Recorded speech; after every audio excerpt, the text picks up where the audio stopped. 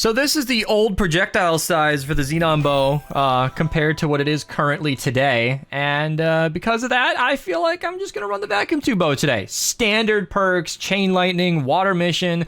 In the Frozen Fjords Ventures season, it is 2.5 months, I believe, of water only 4x missions. So if you are not into the vacuum tube bow yet, you should be, because Stoneheart Farah pairs amazingly. When you hit an enemy with the vacuum tube bow, it'll chain the lightning out to up to 6 targets. And it'll branch 5 Stoneheart Farah hits. I don't know what her arrows are called, but what will happen then is every single enemy affected by the chain lightning, all 6 of them, will branch her damage out again and again and again and again and again.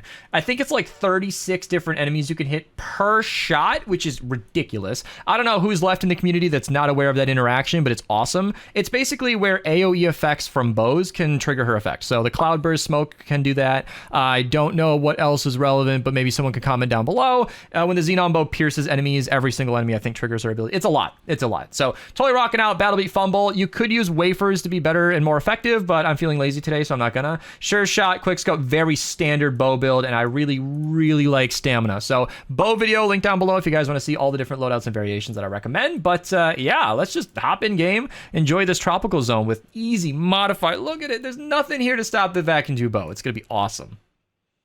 All right, beautiful start. A smasher surrounded by enemies. It's glorious. I mean, he ran straight out of range, but what I can do is finish off all those targets there, trigger Toy Rockin' out, hopefully get the extra crit damage, and I'm waiting for my bow to shine, by the way, because that is actually when you know it's ready to chain, so if you can line that up perfectly, that's very important. Now, hitting a shielder through that hole is not always easy, but it can be done. Beautiful. We got a lovely encampment right here. Let's charge up in anticipation and just get straight to work. It's so much damage. Even if you miss, it's so much in between that it's just crazy. I love this weapon. I don't think we're going to learn anything new in today's video. This is not a weapon that got recently buffed. It's been like this for a while. This is just going to be a love letter to the vacuum tube bow, because it's always been amazing, but with the Xenon bow being nerfed, it's just all the more reason to pull out this legendary weapon. This is incredible. This is probably what I would consider to be a true save the world S tier weapon. So I like to rank weapons in their respective categories, like bows versus bows, shotguns versus shotguns, but in the scope of every weapon in the entire game, this is an S tier weapon. Now, it's not always fair to rank a weapon based on how good its interaction is with a hero, but as you can see, it is still pretty good, even without her help. I know I'm fishing for crits here, and this is not a great showcase, but it actually does pretty well, and you might be surprised to learn that the vacuum tube bow is one of, if not the highest DPS snipers in the entire game, because in the current day that I'm recording this, snipers and bows are still the same weapons, by the way, so I was hoping to get that smasher back near the encampment, because that chain lightning damage just multiplies so much. It's just, oh man, why do you keep doing this? I'm trying to like lead my shots and it just keeps moving out of the way, but I want to get that chain lightning on the smasher because that'll do a lot of extra damage, but looks like we got it taken care of regardless. So yeah, vacuum tube bow is one of those weapons I will run on stream if I'm not really sure what to run and we are in a water mission, just because it's so ridiculously fun. It still requires a bit of accuracy, so it's not a free win, but it's really, really rewarding. All right, I'm just going to keep targeting groups of enemies until we're out of here, until I run out, because I just can't help myself. I'm slowly triggering the encampment behind me while trying to pick off that mist monster, and I'm hoping that works out nicely so I don't have to wait too long, but there we go. There we go. It doesn't even matter which enemy you start with. You just shoot something, and they all just kind of die. It's crazy. That's like an entire encampment in almost 2 shots with 1 survivor remaining. Zaku here keeps triggering the encampments and running away so I don't have to wait, and I really appreciate it. There we go. Is it just 1 mist monster this time? Ah, boo. Too easy. Too easy. Was that not a headshot? I want my shot back. All right. I guess that's about all this map has to offer. Maybe if I find something else, I'll show it, but let's go get the defense prepped and ready to go. So, because we're in a water mission, I recommend this for you guys. Always use nature electric fields. Nature. They will be more effective. Now, if your teammates prep you with 3 high ceiling, that's a little trickier, but taking advantage of where the enemies are going to spawn is really important, and as you can see, they're nearly forming a complete circle, which is, I believe, an assassin spawn. What that means is these enemies will not be interested in the objective as much as the players. They're going to be going for us, which means we don't really have to defend that carefully.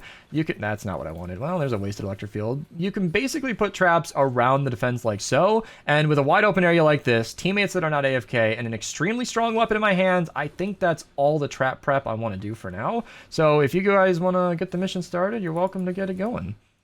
It's not often in these showcase videos I start the mission before the traps are necessarily ready, but this is not like the Blizzard Blitzer from the other day. No, no, no. Editing Beast here to defend this Blizzard Blitzer slander. Okay, it's a pretty strong weapon, great single target damage, but it's not like, you know, solo a mission without traps good, all right? The vacuum tube bow just exists in its own league. Just wanted to clarify. This is a true beast of a weapon. I love it. Okay, if you're not gonna chain, it's just a normal weapon, but I promise it's good, okay? I promise. It just doesn't, it's camera shot. Oh, look at it go.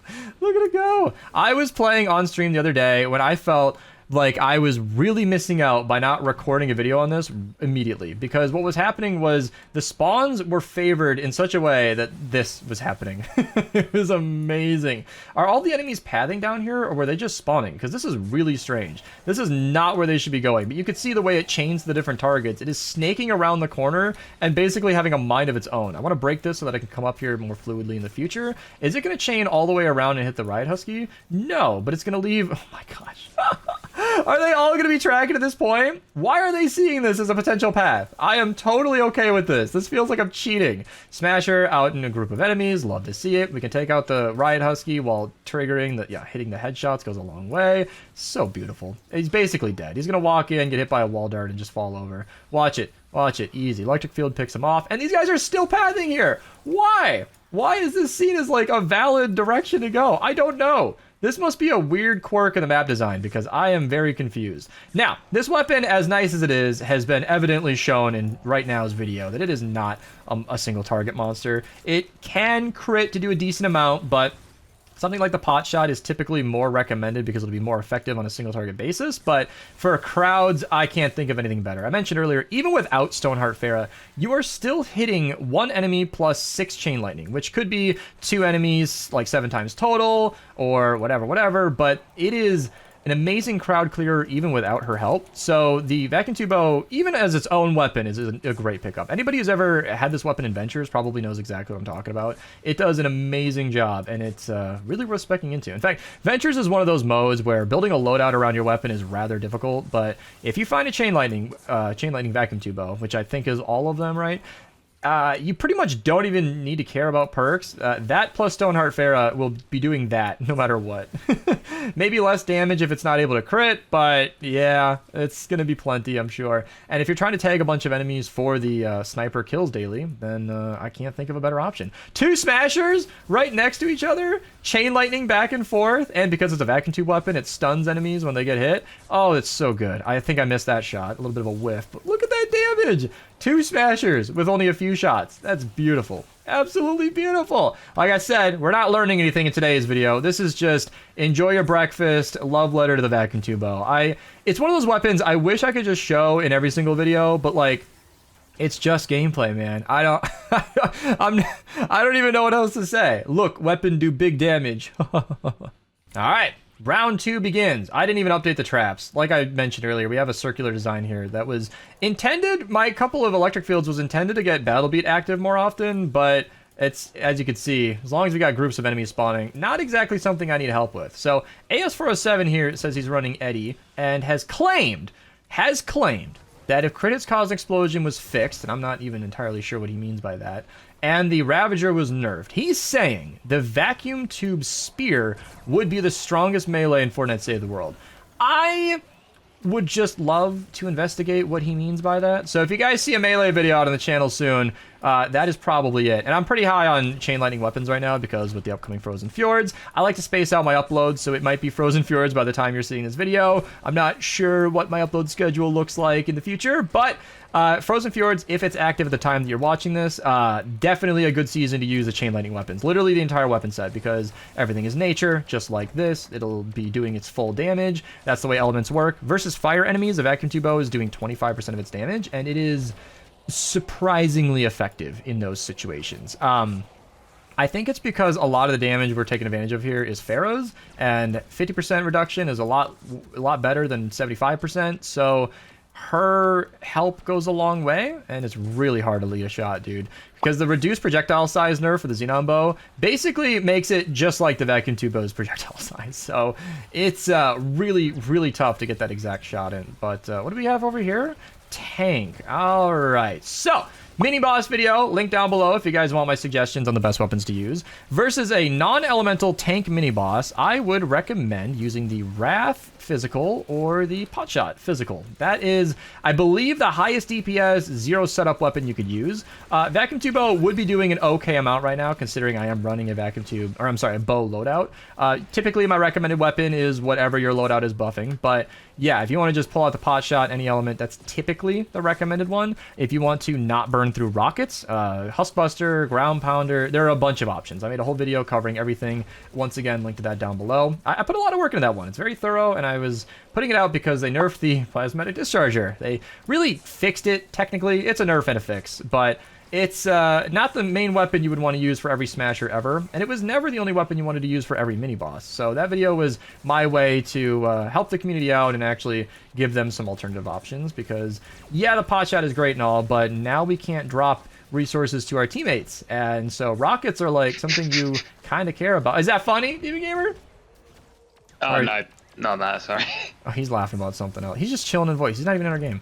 But you can't drop resources to your teammates. So getting rocket ammo is tricky, which it's always supposed to have been. Epic never wanted you to run rockets only every game. Sage, she's always out here with her Jabberwocky, main primary weapon, like, oh, I never have resin. Well, like, yeah. You're using a high-powered, save-it-for-when-you-need-it weapon as a primary. She knows what she's doing. She just likes the Jabberwocky. And who wouldn't? That thing's a monster. That thing is a monster. I have made a number of Jabberwocky videos, links to all or some of them in the description down below. I've covered it recently on the channel. It's currently got a favorable, I don't want to use the word bug. It has a favorable gameplay quirk that is currently potentially not intended to be in the game, where it's doing 75% more damage than it's supposed to. So definitely check out, if nothing else, that video, link down below. But I'll put some other Jabberwocky videos down there because it's just an awesome weapon that everybody should use. And it's actually recommended highly for killing mini-bosses. Not only is it doing 75% more than it's supposed to, but it's also just a generally very strong weapon. So yeah, there's my love letter to the vacuum tube bow. This is one of those, like, easy videos you guys can just watch while you're eating your cereal, end of the day, whatever, brushing your teeth. I got you. I don't plan to do too many of these. Maybe I should. Comment down below if you guys liked it, because I like to show fun and wacky loadouts, and to me it's like a given that the vacuum tube bow is awesome, and you know that already, but it's fun to check it out anyway. Channel members get early access to my scheduled videos, so if you guys would like to be a part of that, you can join, link down below. But my videos will be free to view always. I don't like to lock behind these videos forever, so they'll go out eventually. And that's it. Subscribe for more. Like the video. Code Mista if you guys buy anything. That'll support me directly financially at the shop, and I really appreciate it. That's it. I'm out of here. Goodbye. Enjoy the rest of your day, or good night, whichever one. And